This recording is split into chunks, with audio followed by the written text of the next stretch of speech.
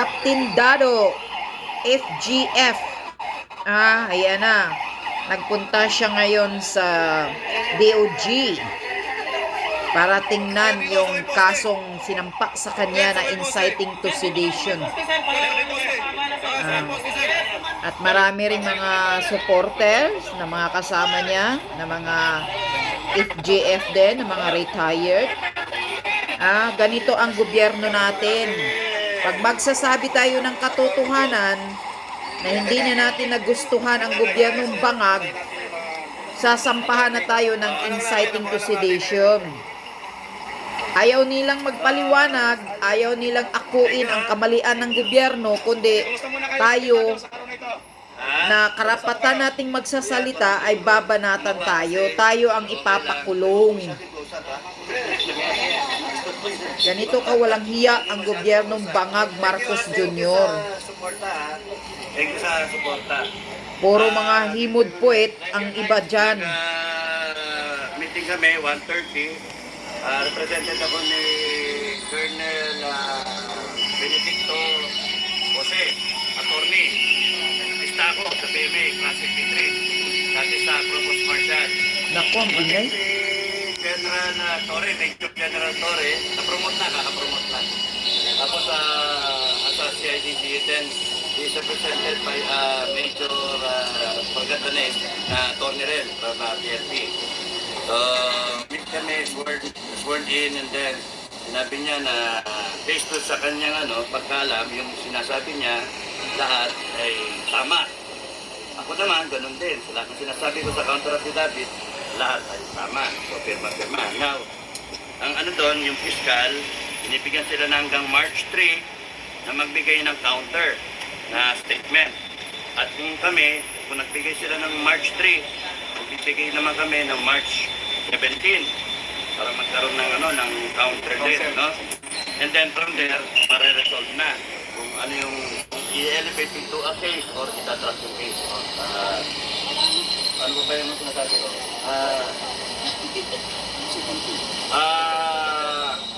Ben! Tanda! Ben!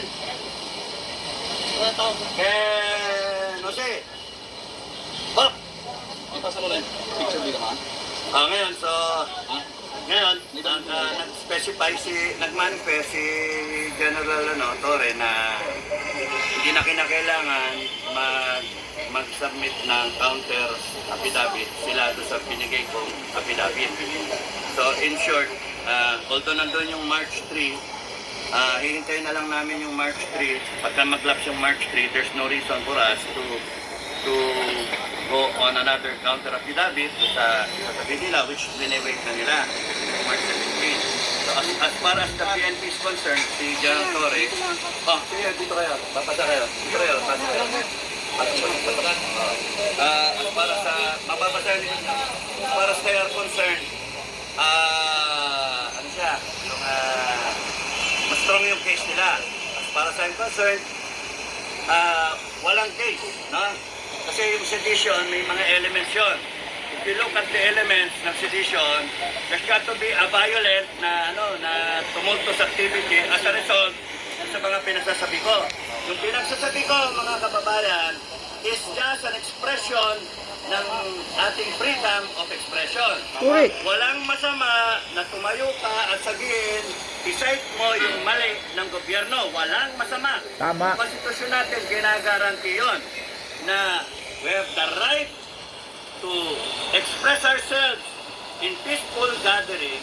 At ang sinasabi nga, naging sabi kayo dito, nag-encourage ako. Pati yung armed forces, ina-encourage ko. Ang punto, ang dami nag-encourage sa armed forces, no? Tsaka sa PNP, na mag-withdrawal of support mula nung kay General Macanas to, di ba?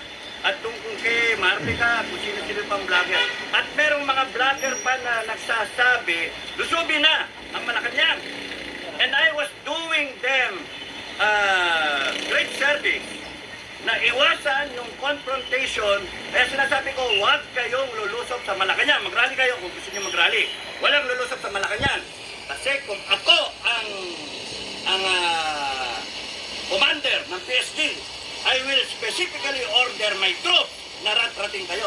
That was my pronouncement. Now call it inciting to sedition or inciting to prevent armed confrontation. To prevent injury sa part ng mga nagrarally. So, ewan ko kung ano yung kaso, no? But anyway, kung gusto nila na lalong maging masama ang sitwasyon ng Pilipinas, go ahead. The only way out here, Mr. BBM, no? The only way out is for you to have good governance. Kayo, good governance, the only way out. And for you to take a hair follicle drug test. Kayo, lahat kayo mga vlogger. Yan ang isigaw nyo, hair follicle drug test. Yan ang isigaw nyo. Kung makalusot man siya dyan, hair follicle drug test. Yung pangalawa, yung corruption. Saka yung abuse of power. Pangatlo, yung komunista. You stick to the issue. It is the right of every Filipino to cite them in contempt. We are the highest authority in the land. The government is there for us. And they should react for us. Yun yung mahalaga. Huwag niyong ipagpalit yung inyong karapatan dahil sa natatakot kayo. The Constitution is there. We, the sovereign Filipino people. We, the sovereign Filipino people. Ang mas mataas lang sa atin ay Diyos. Imploring the aid of Almighty God. Order to establish.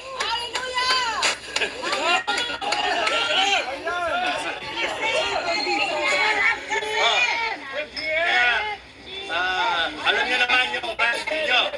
You stick to the issues always. You stick to the issues, hindi kayo mawawala. Merong presidente na kinu-question sa paggamit ng droga. Walang masamang questionin yun. Karapatan natin questionin yun. Correct. Hindi pwede na ang isang presidente pangan. Hindi pwede. Tama. Kahit sino man. Hindi pwede. Kahit saan bansa kayo pumunta, hindi pwede banga ka presidente. Hindi pwede. And the only way na mawala yung ano ng taong bayan, yung pagbintang sa presidente kay BBM, you subject yourself to an honest to goodness public hair follicle drug test. Mauubos ang araw, wala hanggang 2028. Hindi pwede yun na ikaw dire-diretso. Because ikaw kung bangag ka, hindi mo pwedeng malutasan ang problema ng bansa. Yung bigas na pinangako mo, yung pagnanakaw na nangyayari, yung mga pinangako yung bahay, at yung gera na nagpapadang with China. Hindi pwede na tayo mapagera dahil sa bangag ka. Hindi pwede yun. Kaya kami, gusto namin sa FGF, maiwasan yan. Kasi hindi handa yung armed forces natin. Tutulong lang kami sa armed forces. Di ba, Jeff? So, isang issue yun. Pangalawang issue yung nakawan. Pangatlong issue yung pagsipin sa komunista. Hindi tama yun. Ilang sundalo yung namatay. Sa 50 hindi, na inabutan namin, na-retire, naging general. Na-retire. Hanggang ngayon, kita mo, nirarayuma na. May mga sakit na. Diabetic na. May sakit sa puso. Yung iba, naoperahan na. Pero ano nangyari? Yung pinaglaban nila, wala na. Yung mga sundalo natin, ano pinaglaban nila? Kaya nga. Namatay. Merong mga namatay ng 20 anyos. Kakampi na ng gobyernong bangag ngayon ang mga NPA. That's unfair. Kaya kinakailangan. Iniinsulto na kayo mga retired na mga sundalo. May komunista sa gobyerno. Bakit natin hinahayaan na maging komunista tayo? Bakit may droga na sa paligid natin, nagre-research ang droga? Bakit inaabuso yung konstitusyon? Bakit ninanakawan tayo? Yun yung mga issue. Dapat kayo, laging yun ang sinasabi nyo. Huwag na yung personalidad. Huwag yung personalidad kasi mawawala kayo eh. Ang pinakaano doon, yung ginagawa sa bansa natin. Kayong mga nasa gobyerno, binaboy ninyo ang bansa natin. Kaya dapat itigil kayo. Matigil yung ginawa niyong pagbababoy at respetuhin ninyo yung karapatan ng mga kababayan. Yun ang mahalaga. Respetuhin nyo ang karapatan ng mga kababayan, mga Pilipino, because yung gobyerno nandyan para sa taong bayan. Correct. Yun ang rason. Kaya tinawag Republic of the Philippines dahil sa taong bayan. 120 million Filipinos. Bakit nagkaroon ng gobyerno? Government of the Philippines. Dahil sa taong bayan. Exactly. Bakit nagkaroon ng yes, government of the people, and by the people, and for the people. Diba? So bakit nagkaroon ng armed forces? Armed forces. Ba't kayo natutulog? Bakit hinahayaan na gawin to? Ang sasabihin nyo, apolitical kayo. Sasabihin ninyo, ano kayo,